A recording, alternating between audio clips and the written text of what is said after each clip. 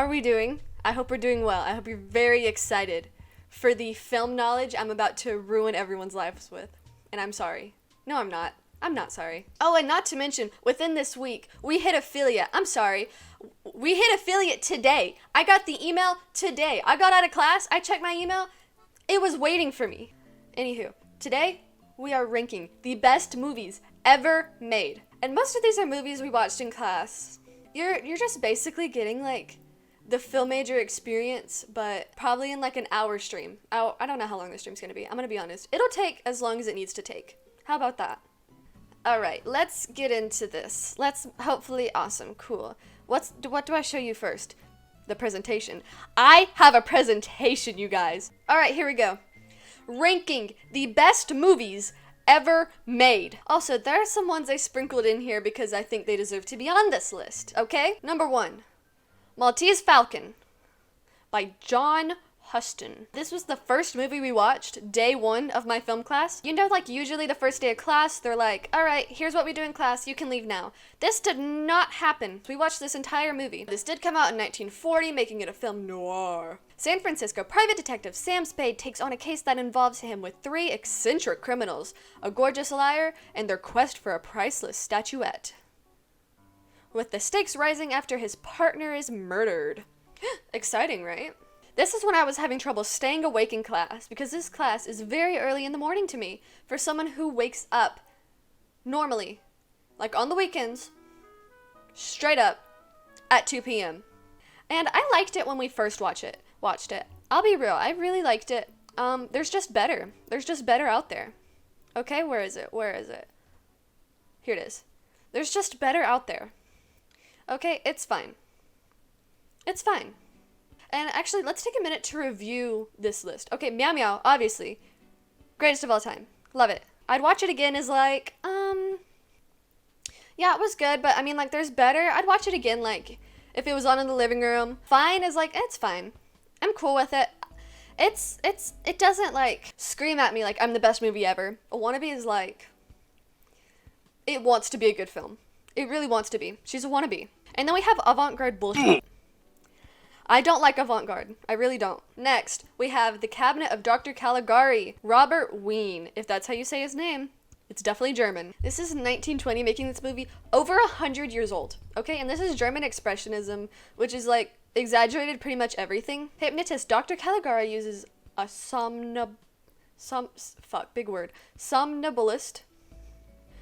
Lazhar to commit murders. Ooh! What would Neon Allie rate this movie? Where's Neon Allie going?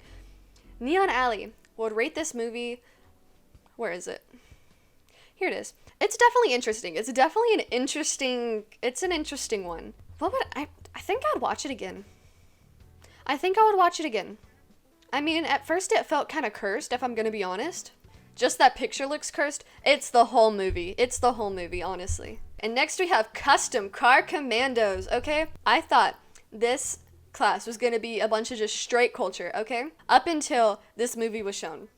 And I was like, thank God. The straight men did not take over. Alright, this is a Kenneth Anger. He is known for queer cinema, baby! This was made in 1965. Also, a thing about Kenneth Anger. He made a book about all the drama in Hollywood, and that's just everything to me. This movie is about a man in tight jeans buffs his car to the strains of Dream Lover. I would give it... You know what? I like it. I think I'd watch it again. It's really short, actually. I think it's like literally just the length of the song. It hints at a lot of things. Like you just really have to watch it. Next up, North by Northwest. This movie. I did not know that perfection existed until this movie. And perfection's name is Cary Grant. Cary, I love LSD, Grant. But Cary Grant is the most perfect man alive. And he's in his old age in this movie. I don't know how old he is. Probably like 40s or 50s. I mean, look at the wrinkles on his forehead. Let's talk about that. But she's perfection. I want to be her. But this is Alfred Hitchcock, you know. Famous for the Alfred Hitchcock Hour on MeTV. No other movies, though. No other movies, just this one. This was made in 1959. So this movie is about a New York City advertising executive goes on the run after being mistaken for a government agent by a group of foreign spies and falls for a woman whose loyalties he begins to doubt. I feel like this movie is another essential to a film major because the film textbook we have talks so much about it. You have to watch it or you're going to be confused about half the crap that talks about. LSD's nuts. Oh my God. Got you, chat. Oh my God. Oh, how can you guys recover from that? Literally. I'm rating this movie. I can't find it. Do I not have a picture? Oh yeah, no, this one is Meow Meow. I do not know where it is though. Next up. Oh my God. Surf Daddy's gonna lose her mind over this one. Citizen Kane. This is another one that's essential to being a film major because if you don't watch it, you will not know what the textbook is talking about. I have had... In the last 3 units, there has been sole chapters we have to read just about Citizen Kane. If you don't watch this, you will not know how to be a film major. This is like the basic, like, when you're at a party and you meet a film major, and he's like, oh, what's your favorite movie? And you're like, oh, da-da-da-da-da-da. And he's like, oh, well, mine's Citizen Kane. I think it's the best movie ever made. He's lying. No, he doesn't. He was fed that by his film teacher. Orson Welles. This was made in 1941. No one will stop talking about this fucking movie. But the logline for this is following the death of publishing tycoon Charles Foster Kane, reporters scramble to uncover the meaning of his final utterance, Rosebud. It's so easy to figure it out if you just watch the movie, you know? But I love this picture because that's me, this is me, and this is this presentation. But ranking this, where is it? Here it is. I think, actually, I'd watch it again. You guys may be like, Allie is ranking all of these pretty high. Just you wait. Duck Amuck. What a weird one to be on here, am I right? But this was made by Chuck Jones, of course, in 1953 primetime for Looney Tunes. Ain't I a stinker? If you guys watch Boomerang, there's a commercial that ends in Ain't I a stinker? And me and Surf Daddy, we've quoted that since the summer. So the short-tempered Daffy Duck must improvise madly as the backgrounds, his costumes, the soundtrack, even his physical form shifts and changes at the whim of the animator. Which, as you can see here, you know, look at that. He's in a ski little outfit. He's in Hawaii. What the hell? Oh my God, why is the black screen around him bonking him on the head? That's so rude. Look at that stinker. And if anyone's like, spoilers, it's a fucking Looney Tunes cartoon. And I think you guys know what I'm gonna rate this. You guys know what I'm gonna rate this. I like this. I like it. It's not Meow Meow necessarily, but I can watch it again. I want to be a stinker. Do you guys want to be a stinker?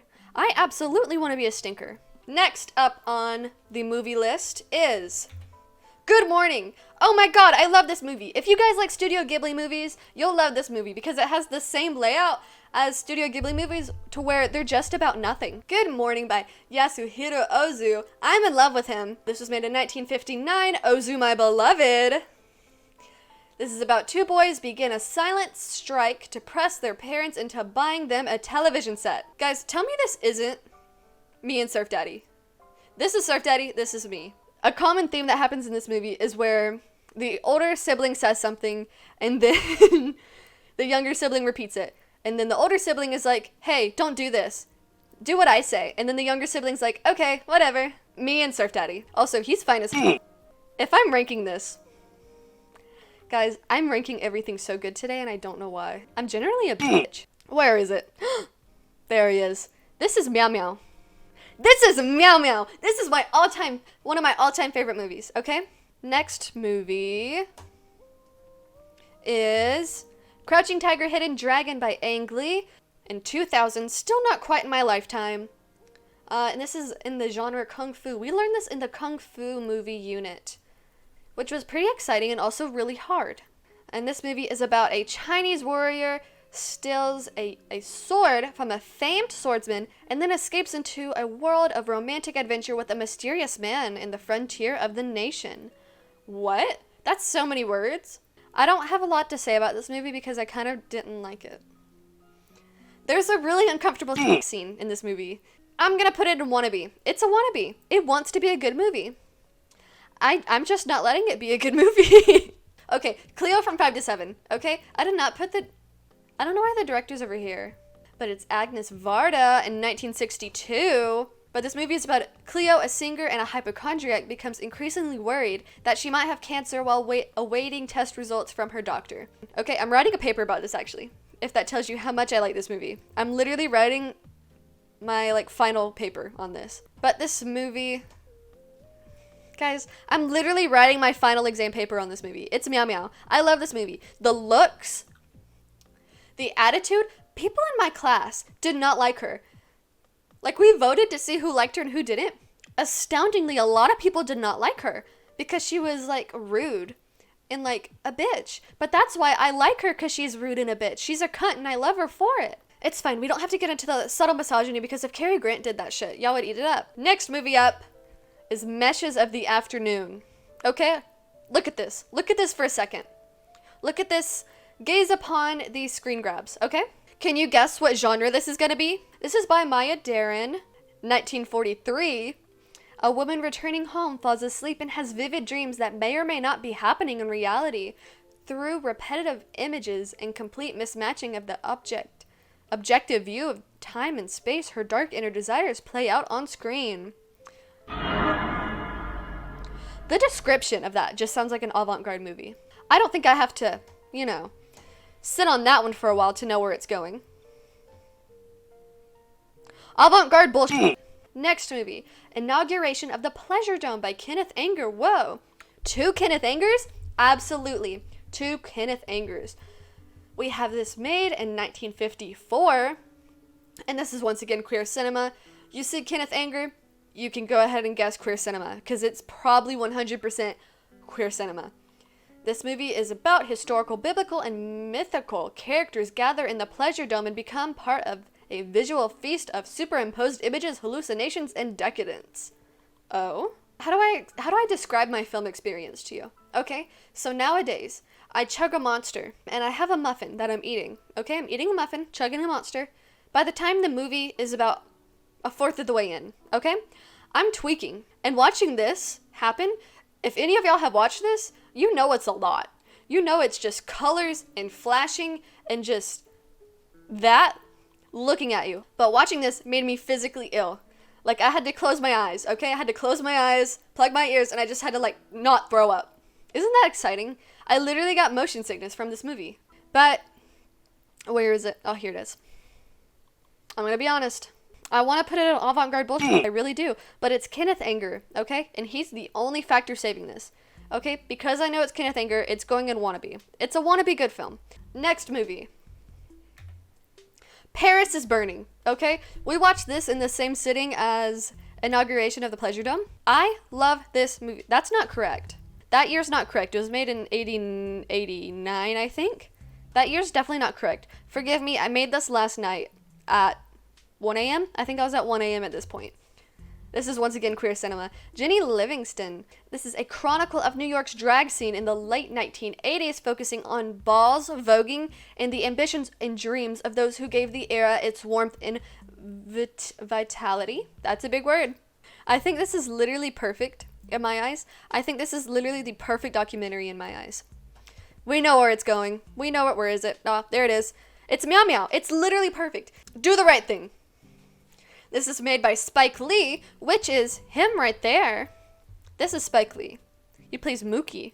This was made in 1989. This movie is about on the hottest day of the year on a street in the Bedford. That's a big word. That's a name. Section of Brooklyn, everyone's hate and bigotry smolders and builds until it explodes into violence. And that it does. And I was watching this movie, okay? And there's one motherfucker in particular who's just especially, I just want to sock him in his mouth. And I'm like, what the do these people grow up to be? And then I started thinking and I started connecting the dots. You know, the equations popped up. Oh my God. That jackass became Karen. All the racist jackasses in the 80s became the Karens of today. I love this movie. I think it's perfect. I think everyone should be required to watch it. Because of that, it's meow meow. I loved it. Absolutely perfect. Next we have Raging Bull by Martin Scorsese. Would this be a list without Martin Scorsese? Absolutely not. Made in 1980. Oh, one remark. Young Robert De Niro is fine. That might be the only nice thing I have to say about this movie. So this is about the life of boxer Jake LaMotta, whose violence and temper that led him to the top in the ring destroyed his life outside of it. This girl, she's 15. I mean, not the actor, but she's playing a 15-year-old. Okay? He's well into his 20s. Do I need to say anything more? And a lot of people won't like this, okay? Where is it? Is it not on here either? I thought I had it on here. Anywho, it's going in avant-garde bullshit. It's not avant-garde bullshit, but I don't like it. I don't like it at all. An Andalusian dog. I don't know if I'm saying that right, nor do I care. It's avant-garde. Okay, this is Louise Buñuel. I think I said that right. I'm not too sure. 1929, Louise Buñuel and Salvador Dali present 16 minutes of bizarre, surreal imagery. Okay, about this movie. You know that scene? That's like the infamous film scene that the razor blade like cuts the eye and it's like actually an egg. Once again, it's avant-garde bullshit. What do you guys think it is? What do you guys think it is? What the fuck? Yeah. Also, there's like themes of non-consensual actions, I think is the way to word that. It didn't bring anything to the movie. Why would you have to include that in an avant-garde movie? Here we go. His Girl Friday. This is not 1929. Who made this? I don't remember who made this. Guys, forgive me. Ignore that. This was made in 1940. This once again has Cary Grant. He's a little bit younger, but this is about a newspaper editor uses every trick in the book to keep his ace reporter ex-wife from remarrying. Where is it? Right there. I'd watch it again. Yeah, I'd watch it again. Yeah. This is Mechanical Ballet by Ferdinand. It's French. This is made in 1924, avant-garde. This is a pulsing kaleidoscope of images set to an energetic soundtrack. We already know where this is going. We know where, I don't need to dwell on this any longer. We know where this is going. We know where this is going. Avant-garde bullshit. Whoa. We're not putting a wannabe. Playtime. We watched this today. This was made by Jacques Tati. This was made in 1967. Apparently it's comedy. I wouldn't know because it's 12:37 a.m. and I haven't had the class yet. Yeah, it's comedy. But Monsieur Hulot curiously wanders around a high-tech Paris paralleling a trip with a group of American tourists. Meanwhile, a nightclub/restaurant prepares its opening night, but it's still under construction. Whoa, how goofy and wacky. I don't really have a lot to say on it. There's nothing like, it's not even up here. I think it'd be fine. It's fine. Next is Get Out. We actually haven't watched this yet. This is obviously by Jordan Peele. Congrats on being the first movie that's happened in my lifetime. Yay! How old was I? I was 14. I've watched it. Okay, I've watched it several times. If you haven't watched this movie for some reason, this is about a young African-American visits his white girlfriend's parents for the weekend, where his simmering uneasiness about their reception of him eventually reaches a boiling point. I like horror. You know what? I'd watch it again. Whoa. I'd watch it again. Yeah, I'd watch it again. The rest of this is just things I've added in that I think should be on this list. Because it's my list. And I can do that. Halloween! But obviously it's from John Carpenter, 1978. I'm a horror junkie. Please let me have this. Please? 15 years after murdering his sister on Halloween night in 1963, Michael Myers escapes from a mental hospital and returns to the small town of Haddonfield, Illinois to kill again. Are you kidding me? First of all, this is me in the middle of the night. Also me. Also me. You need me to recreate that middle picture? Hold up. Yeah, I'll do it. I'll do it.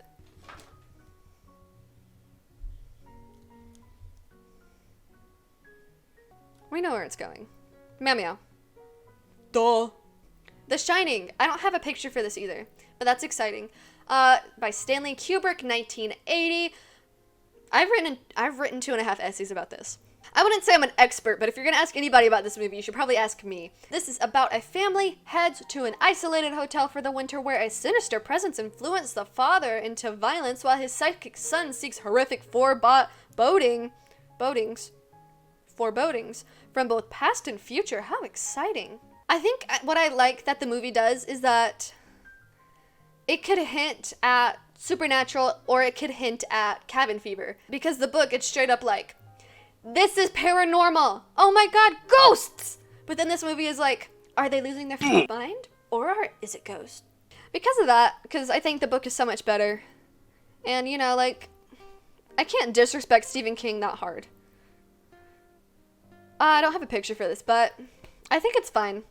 She's fine. You know, you should watch it if you haven't watched it, but I think there's better out there. Will Neon Allie stop writing essays about The Shining book versus movie? No. Alright, and last but not least, you might have seen the little picture about it. Scooby-Doo 2 Monsters Unleashed. This is the best movie ever made, and you can fight me about it all you want, but I know that this is... I had to burp. That this is the best movie ever made. Top tier, meow meow. Okay? 2004. I was 1. Okay? I remember I used to carry this DVD around as a child. Okay? If you don't know, this movie is the Mystery Inc. gang must save Coolsville from an attack of their past monsters brought to life by an evil masked figure trying to take down the gang. We know where this is going. Don't even be surprised. You can't even be surprised. Meow meow. Even first. It's even first. There is nothing wrong with that movie. Everything about it is perfect. It even has Alicia Silverstone. I almost called her Alicia Silverfish. Lay off the Minecraft girl.